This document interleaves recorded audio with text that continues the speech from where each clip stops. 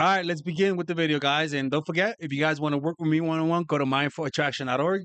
I can promise you, if you're not getting poom poom, I have taught hundreds of men how to go from not getting poom poom to at least getting one within the first year. Okay. I mean, that's pretty historic for some guys. So I guarantee that because a lot of guys just have shitty structure. Like y'all don't know how to meet women. You meet women online and you're average looking. You try to meet women on dating apps and you're average looking. It doesn't work that way. Like you got to play the social game. And I know how to do it. Trust me, man. I have a lot of events in my home where I have drawing events, painting events, meditation events, and that's a great way to attract women. I can show you guys how to do that. All right, I call it entourage game. Okay, so if you guys want to do that, click on the description down below and book a call with me. Let's begin with the video. Here's a nugget for you. Temper her ego, but don't squash it. The core strategy of indirect approach applies here. Win without fighting. Creative application of this ensures you maintain mystery and allure. Some women might wear a crown of high self-esteem, and if you keep boosting that without pause, you're just volunteering for a lifetime ego-feeding tour. To keep things intriguing and avoid that sort of entrenchment, make sure you present her with subtle, intellectual challenges. Reflect for a moment. Who's the woman you can't shake from your thoughts? Often, it's the one who didn't easily buckle. From personal tales, I've met women who were warm in person, but chilly over texts. You know, this is why some jobs make you go through 5 interviews. And you want to know why? You want to know something? They don't need to do that shit. They pretty much know who they're going to hire within the first 1 or 2 interviews. But high lucrative jobs that have a lot of glamour, they make you go through those hoops. They make you go back and be a little frustrated, be a little scared. They make you wait because they know if they make you go through all of that, you're going to value the job more. That's just that simple. It's just that simple. As opposed to jobs where they pay you to train you, for example. I know I used to work at a prison, and a lot of people at a prison, and a lot of people just went through the training, and as soon as the day one started, they just quit. It was an easy job to get. You got paid to be trained, and then you could just get the hell out so that you don't get stabbed by the prison mates. Like a cunning adversary, showing vulnerability strategically, blending hot and cold. This type of dynamic leaves you wondering and guessing, much like seasoned seducers plan their actions, strategizing every move, every casual text, left unanswered to create that irresistible tension.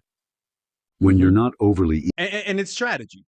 Like, you're just doing strategy. You're not just doing what you want. You're like, okay, I've created a rhythm. I've been responding on time. Now let me pull back a little bit.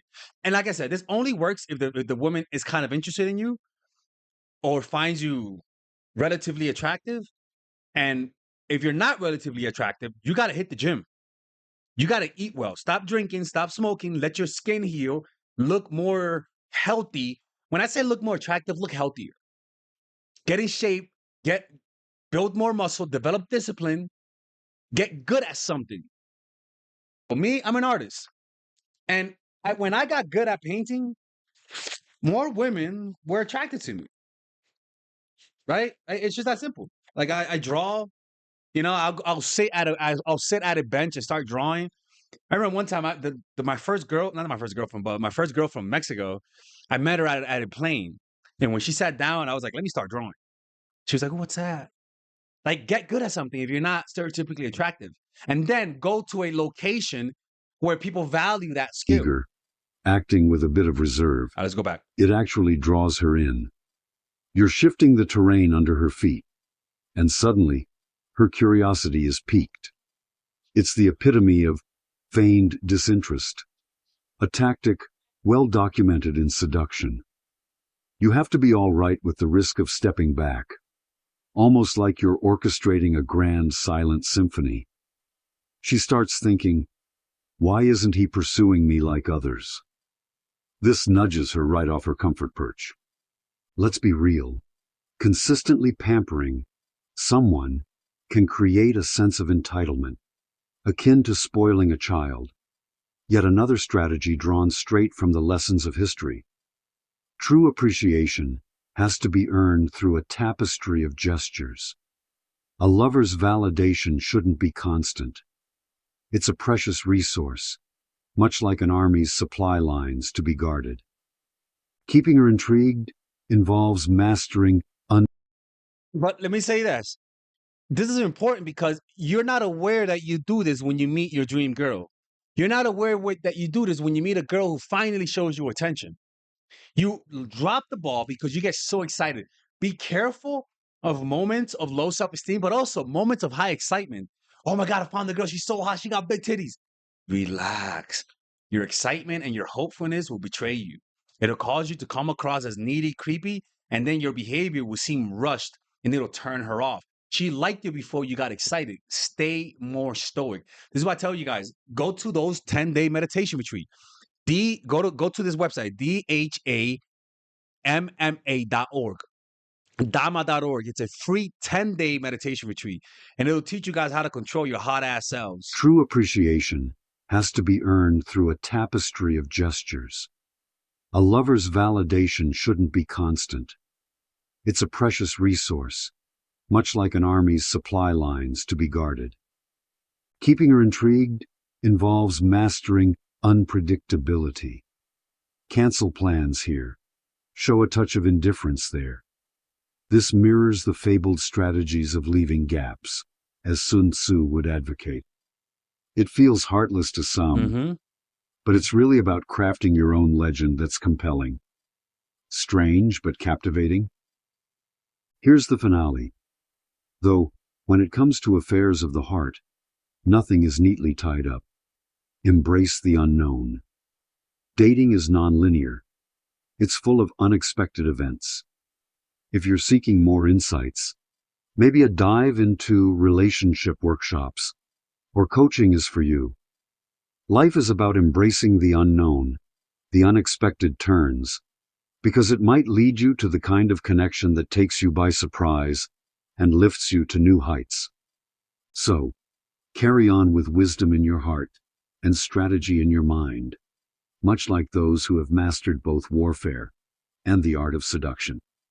Keep things dynamic and create the kind of alluring mystery that's irresistible. Good luck out there. And the thing, all he asks is use your head, not that one. Yeah, you met her. She's great. Give her space. Sometimes you know what to do, but the anxiety you feel that's constant and that never goes away and that you try to suppress through validation of women, porn, sex, drugs, it betrays you because you act on your anxieties.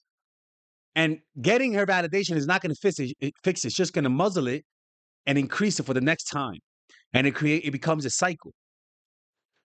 You got to develop true self-esteem. True self-esteem comes from developing skills that takes time and people praising you for it.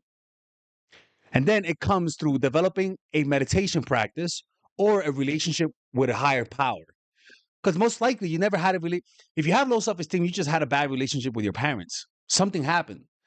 So you got to develop a relationship with your heavenly parents or maybe a meditation. The point is, the relationship you had with your parents as a child felt borderline spiritual, borderline religious. And so humans need some form of religious and spiritual experience to increase their self-esteem, not through other people's validation.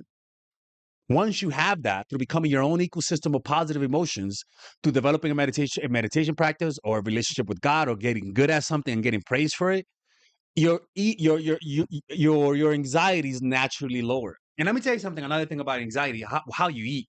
Look, guys, I've been eating green. Like I've been eating meats and vegetables and sometimes sugar, but I've just been having more greens. I'm in a better mood, man. Like I'm in a better mood. I never thought that how you eat changes how you feel. I stopped eating pizza, I stopped drinking, I stopped smoking. I just been sober. And let me tell you something, man. Like my energy and my positivity and and how realistic I am has skyrocketed. Skyrocketed. It's to the point I don't even need a date right now. A girl canceled last week. I didn't even feel sad at all.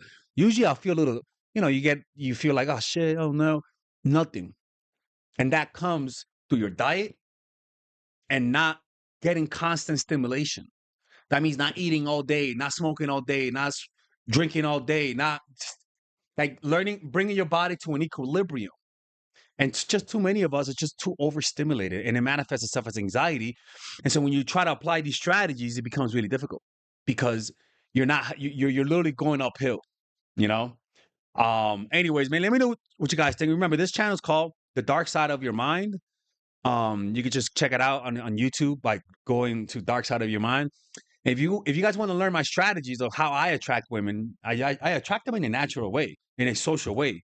Like you motherfuckers are home all day, not going out, depressed, sad, watching porn. How the hell do you think you're gonna meet women? And then you go online, and then you result to escorts. Come on, guys, we gotta wake up, man. Y'all gotta be more social. So if you guys want to learn more of the social game, check out my course, Dark Game. I'm coming up with that course, the complete man. That's actually more of a social game type of game. Um, and if you guys want to talk to me and tell me about your situation and help you with your dating lives, just book a call with me, bro. Like I got you. I can help you, man. I don't know what guys. It's funny, man. Some guys. I don't know what's up with people, man. Some guys really think that I'm fake. Like I don't know what impression I'm giving. Maybe I'm too friendly. Maybe I smile too much. But some guys really think that like, this guy doesn't get poop. Look, I don't care what you think, but it's like guys, clearly if you think I don't, clearly you just haven't applied any of my strategies. I have Polaroids, not photos for the thing, but I have these photos and these are some of the events. Oh shit. Well, anyways, man, I'll show you guys another time, man. Be safe.